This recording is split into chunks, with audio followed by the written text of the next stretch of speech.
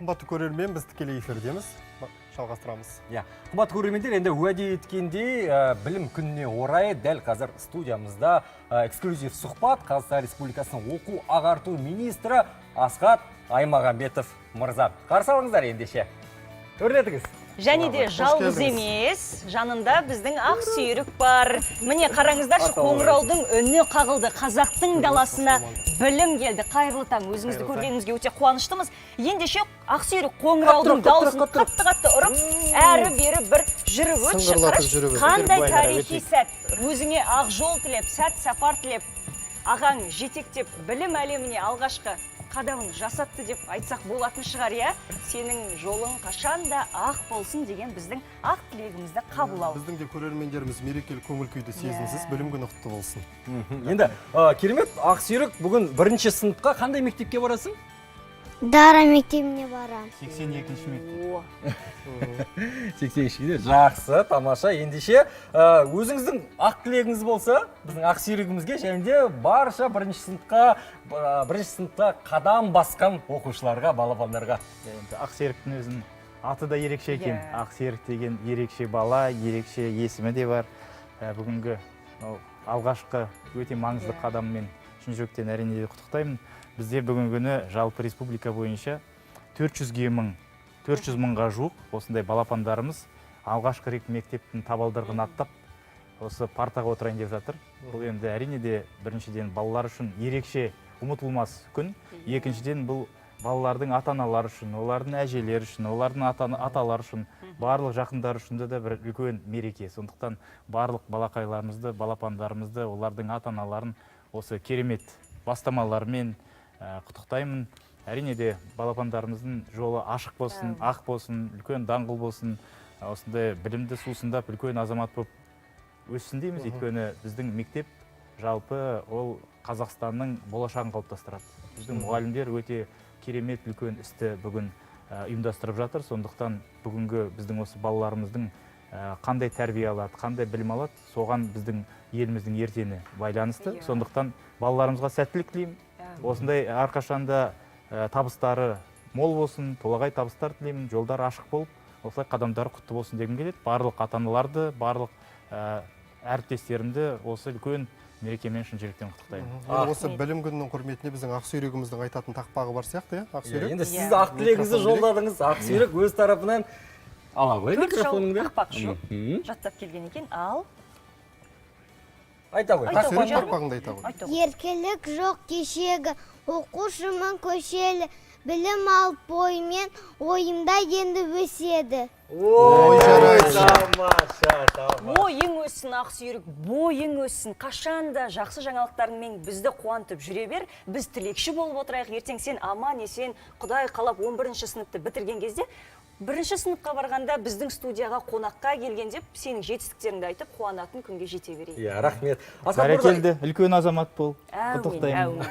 Рахмет. Асхат мырза, енді біз Ақсүйрікпен Ақсүйрікті алып, қонысбекшіміз шыға берейік.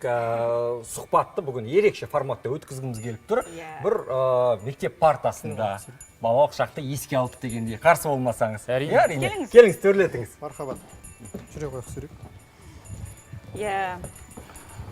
Құдды бір қазір мұғалім бізден сабақ сұрайтындай әсерде болып отырмын. Енді уақыт бөліп, біріншіден студиямызға келгеніңізге өзіңізге алғыс білдіргім келеді. Тағы да көңіл күйіңізді айтып өтіңізші. Жағдайыңыз қалай, көңіл күйіңіз? Әрине де көңіл күйіміз керемет. Бүгін жалпы барлық қазақстандықтар үшін керемет күн. Бір жағынан алатын болсақ, бүгін 1 қыркүйек білім күні. Біздің қаншама балапандарымыз, балаларымыз мектепке барып оқу жылы басталып жатыр. Тағы да бір жағынан алатын болсақ, жалпы қазақстандықтар үшін өте маңызды күн. Неге? Өйткені бүгін мемлекет басшысы Қасым-Жомарт Кемелұлы Тоқаев өзінің халыққа жолдауын жариялайтын болады. Бұл жолдауда жыл сайын жалпы біздің халықтың көкейінде жатқан ең маңызды мәселелер бойынша шешімдер, тапсырмалар беріліп, өте үлкен мәселелер шешіледі. Сондықтан қай жақтан қарайтын болсақ та біз жалпы еліміз үшін аса маңызды күн деп санаймын. Сондықтан әрине де көңіл күйіміз жақсы. Енді бүгінгі жолдауды біз бәріміз де асыға күтудеміз. Жалпы енді осы ретте былтырғы жолдауда білім саласына қатысты айтылған мәселелер өзінің шешімін қалай тапты, қалай жүзеге асырылды? Айтып өтіңізші. Енді жыл сайын мемлекет басшысы Қасым-Жомарт Кемелұлы негізі осы білім саласына, ғылым саласына өте үлкен көңіл бөлетінін білесіздер. Сол 2019 жылы ол кісі біздің тамыз кеңесіне келіп, тамыз кеңесінде бір өте керемет осы жалпы білім саласын, мұғалімдерді қолдау бойынша үлкен бізге тапсырмалар берді. Енді жыл сайынғы жолдауларын тек қана алдыңғы жылғы жолдаулар емес, жалпы жыл сайынғы жолдауларын қарайтын болсақ, соның ішінде ең бір маңызды орын тауып тұрған осы білім беру саласын дамыту бойынша тапсырмалар. Алдыңғы жылғы жолдауда да осындай керемет тапсырмалар болды. Ол тапсырмалар әрине де біздің ерекше бақылауымызда. Ол тапсырмалар бойынша кеше менде де арнайы өз парақшама есепті жазып, қандай жұмыс жүріп жатқаны туралы ақпарат бердім. Енді мысалы қарайтын болсақ алдыңғы жылғы тапсырмалардың орындалуын. Бұның алдында бізде қоғамда 10 жылдан астам, мүмкін 20 жылға жуық осы дарынды балаларды қолдау бойынша оларға бір мезгіл үстемақы беру мәселесі бойынша ұбт-ны тапсырмай-ақ бізде осы жоғарғы оқу орындарына түсу бойынша өте көп ұсыныстар болды. Бізде өйткені балаларымыз өте дарынды. Біз енді спортшыларымыз олимпиадаға, басқа әртүрлі іс-шараларға қатысып келгенде, оларды біз керемет қошеметтеп, оларға жаңағы мәшинесін мінгізіп, оларға арнайы ақшалай сыйлығын дайындайтынбыз.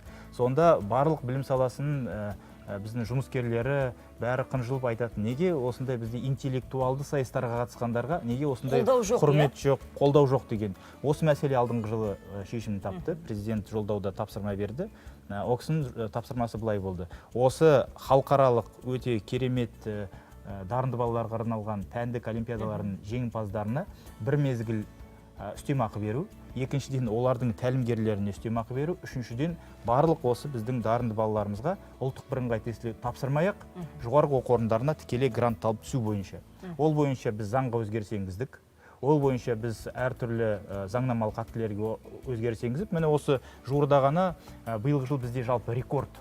27 халықаралық додаларда ең сондай бір маңызды алдын қатарлы олимпиадаларда біздің балаларымыз рекорд қойып, осындай жүлделі болды.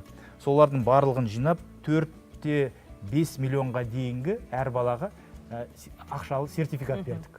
Олардың тәлімгерлерін құттықтап, оларға да жаңағындай сый қошемет көрсеттік.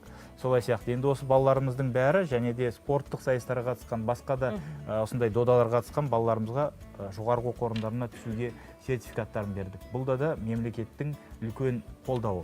Екіншіден, бізде әрине де өте маңызды мәселе мектеп салу мәселесі. Алдыңғы жылы мемлекет басшысы сол мәселені ашық айтты. Президенттің айтуы бойынша 2025 жылға дейін бізде кем дегенде 1 миллион оқушы орны салыну керек. Сол бойынша кем дегенде 1000 мектеп салу бойынша тапсырма берді. Ол тапсырма қалай орындалып жатыр? Алдыңғы жылы бізде 277 мектепті біз іске қостық. Негізі тарихта болмаған мәселе. 277 мектеп іске қосылды. Биылғы жылы біз жоспарлап отырмыз, тағы да кем дегенде 230 мектеп іске қосылады. Міне қазірдің өзінде, міне бүгін 1 қыркүйек, қазірдің өзінде біз 80-ге жуық мектепті іске қосамыз деп әкімдіктер осы жұмысты жүргізіп жатыр. Жалпы осы мәселені шешу бойынша қазір мемлекеттің бюджетінен тиісті қаражат бөлініп, осы 25 жылға дейін барлық осы орын тапшылық мәселесін шешеміз деген бізде сенім бар. Және де біздің мұғалімдердің бүгінгі күнде өте тез дамып жатыр ғой. Біздің балаларымыз қазіргі уақытта біздің мұғалімдеріміз баланың назары үшін бәсекеге TikTok-пен, Instagram-мен, теледидармен, бәрімен осындай. Химия пәнінің өзін TikTok-пен оқып жатқан ұстаз бар, иә? Сондықтан біздің мұғалімдеріміз бүгін жаңа бір құзыреттіліктерді үйрену керек. Бұның алдында қалай болды? 5 жылда бір-ақ рет қана мемлекеттің қаражатымен осындай біліктілік арттыру курстарына бару мүмкіндігі болды. Мемлекет басшысының берген тапсырмасының аясында біз заңға өзгеріс енгізіп, енді 3 жылда бір рет міндетті түрде және де ақысыз біздің әріптестеріміз осындай курстан тегін өтетін мүмкіндік алды. Бұлда да білім саласына, білім сапасына әсер етпей қоймайтыны белгілі. Бізде тағы да бір маңызды мәселе бар, әсіресе бізде жуырда ғана ұлттық бірыңғай тестілеу болды ғой. Балаларымыз жасыратын жоқ. Кім болам, ертең қандай мамандық таңдаймын дегенде өте бір сондай қиын проблемалармен кездеседі. Өйткені ерте кәсіптік бағыт беру мәселесі проблема. Сондықтан президенттің тапсырмасы бойынша бізде арнайы бағдарлама бар. Оны 10-11 сыныпта тек қана аяқ астында университеттен жаңағы өкілдері келіп, сен бізге түс, бізде осындай мамандық деп айтпай, бұл жүйелі жұмыс емес. оны 6-шы, 7-ші сыныптардан бастап ертерек оны осындай дайындап, Қызығушылығын арттырып, диагностика жүргізіп, қызығушылығын арттырып, жұмысты жүргізетін болсақ, әрине де онда балалардың мамандықты таңдау, жалпы ертең қандай нарықта мамандар керек деген сұраққа жауап бере алатын болады өздері, және де мамандықты дұрыс таңдайды. Сол үшін президент бізге тапсырма берді. Біз арнайы мектептерде осы профориентатор мамандығында да жалпы бірлігінде де енгізіп жатырмыз. Сондықтан жаңағы өздеріңіз қарайтын болсаңыздар, өте кешенді проблемалар шешіліп жатыр. Колледждер. Биыл бізде 128 мың колледждерге деген гранттар берілді. Бұл рекорд. Республикалық бюджеттен осы президенттің тапсырмасының арқасында 45 мың қосымша грант беріліп отыр. Бұл сонда 128 мың біздің балаларымыздың былай қарағанда тағдыры, олардың ертеңі, олардың кәдімгідей жұмысшы, басқа да мамандықтар бойынша біліктілік алып шығуға мүмкіндік. Сондықтан енді мен жолдау бойынша айта бере аламын, осындай кешенді, ең бастысы өте маңызды проблемалар шешімін тауып жатыр. Сондықтан президенттің тапсырмалары біздің үнемі бақылауымызда, және де өздеріңіз көріп отқандай, жалпы біз осы жолдауды орындадық. Жүйелі түрде және де жұмыстар атқарылып Әрине. жатыр. Енді осы ретте бүгін оқушыларымыз мектепке барады. Мектептердің жалпы дайындығына қандай баға беретін едіңіз? Енді мектептердің жалпы біздің білім беру ұйымдары балаларды қабылдауға дайын. Әкімдіктер үлкен жұмыс жүргізді, өздеріңіз жақсы білесіздер. Бізде мектептер, білім басқармалары, олар тікелей әкімдіктердің құзырында. Биыл бізде біраз мектептер күрделі жөндеуден өтті. Бұл да өте маңызды. Біраз мектептер биылғы жылы жаңадан өздерінің әртүрлі физика, химия, биология кабинеттерін сатып алып, сонымен жабдықтанып жатыр. Сондықтан осы дайындық жұмыстары өткізіліп, қазіргі уақытта аяқталды. Бірақ әрине де кейбір мектептер бар, онда біз түсініп, ашық айтуымыз керек, оны біз жасырмауымыз керек. Оны халыққа ауруын жасырған өледі дейді, оны айту керек. Өйткені кейбір біздің мектептерде, мысалы, сейсма тиісті аймақтарда осы мектептерді жақсылап тұрып, жаңадан осындай тәуекелдер болмау үшін біз жаңадан күрделі жөндеу өткізуіміз керек. Ол біздің әртүрлі нормативтарға байланысты 1 жылға дейін өтеді. Сондықтан әрине де біз 3 айдың ішінде, әлде 2 айдың ішінде оны орындап бітпейміз. Сондықтан бірақ бұл мектепті жөндеу керек па? Жөндеу керек. Оны 3 айда біз жөндей аламыз ба? Жоқ, сондықтан біз оны ашық айтамыз. Бұл мектепті біз 1 жылдың ішінде жөндейміз. Балаларды уақытша мынау жанындағы әлде басқа мектепке жібере тұрамыз, өйткені балалардың қауіпсіздік мәселесі өте маңызды. Екіншіден бізде кейбір тағда басқа да жұмыстар бар, олар күрделі жөндеу болғаннан кейін, жаңағы шатырын ашып жауып, басқа да үлкен сондай күрделі жұмыстар болғаннан кейін, онда да әкімдіктер сол 2 айдың ішінде үлгермейтіндері бар, оны біз ашық айтуымыз керек. Бұл жерде маңызды мәселе, ең бастысы балалардың уақытша оқитын жерін дұрыстап дайындау. Сол жерде балаларда қауіпсіз орта болу керек. Сол жерге балаларды апарып алып келетіндей тиісті көлік болу керек, жағдай болу керек, басқа да жағдайларға жасау керек. Міне осы мәселе. Сондықтан осы тұрғыда да тиісті жұмысты біз әкімдіктермен бірге қазір ұйымдастырып жатырмыз. Енді жаңа оқу жылы болғаннан кейін әрине де әртүрлі жаңалықтар да бар. Биылғы жылы біз айттық, әсіресе мектептің бағдарламасында биыл бізде біраз өзгерістер бар. Соның ішінде биыл ғана 1-ші сыныпқа келетін, жаңа көрдік қой балапанымызды, осы балаларымыз үшін жаңалықтар бар. Мысалы, қазақ мектептерінде қазақша оқитын балаларымыз енді 1-ші сыныпта тек қана 3 тілде емес, 1 тілді ғана үйренетін болады. Ол өте маңызды, оның ешқандай басқа астары жоқ. Ол неге? Өйткені ол дидактикалық мәселелерге, әдістемеге байланысты. Бала ең алдымен өзінің ана тілінде жазып және де оқып үйреніп алу керек. Ол үйреніп жазып алғаннан кейін 2-ші сыныпта оған орыс тілі қосылады. Ол 2-ші тілді меңгеріп алғаннан кейін 3-ші сыныпта оған ағылшын тілі қосылады. Сонда осы 3 тілді де бірдей жақсы үлгеріп алып жүруге мүмкіндік туады.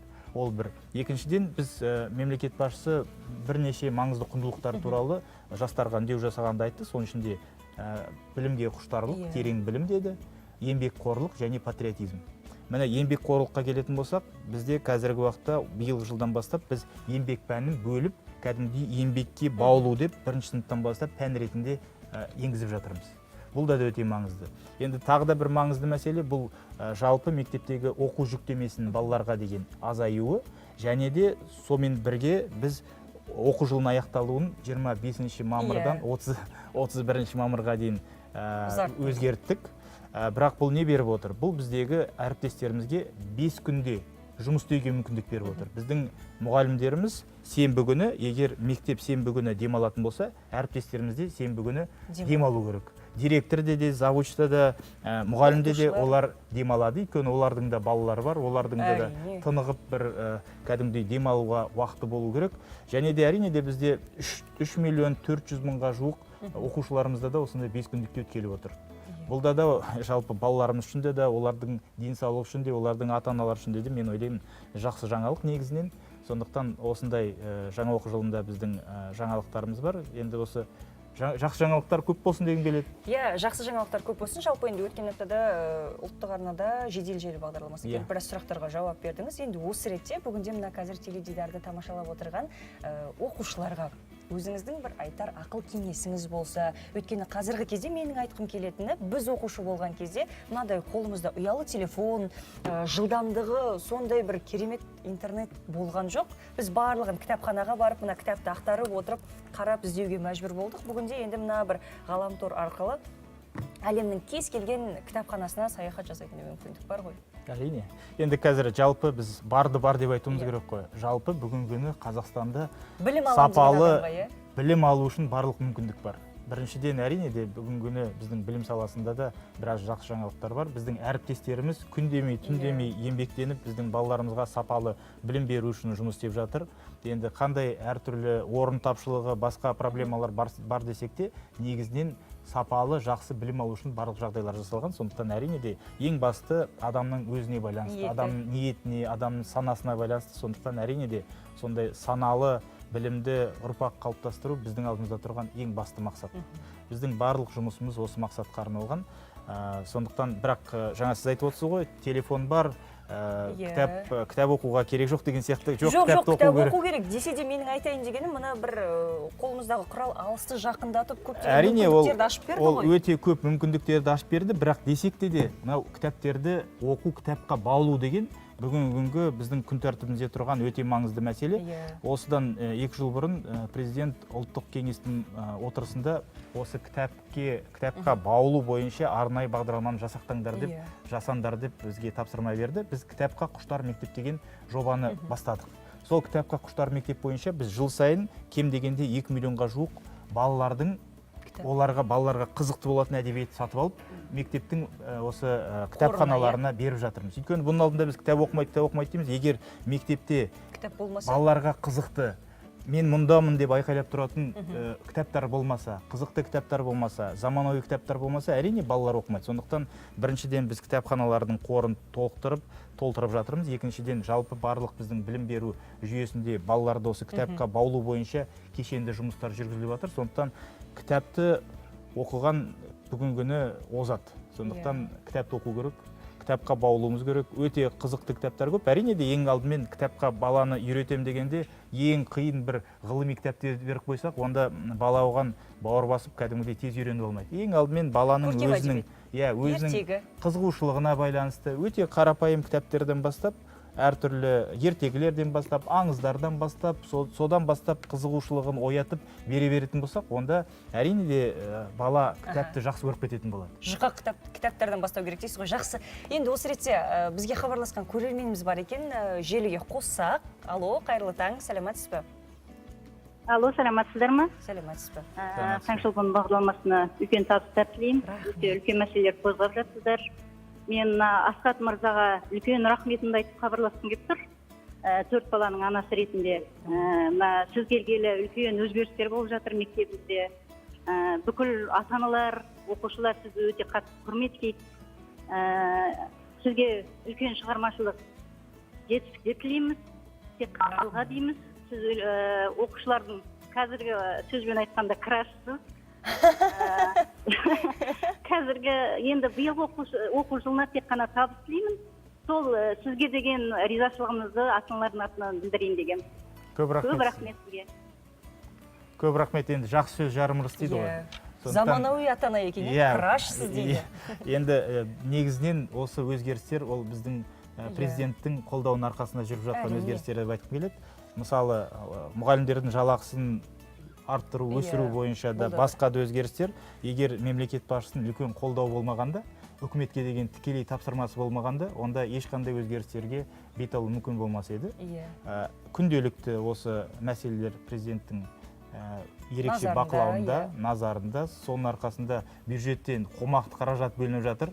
Біздің жұмысымыз әрине де осы мәселені дұрыстап ұйымдастыру.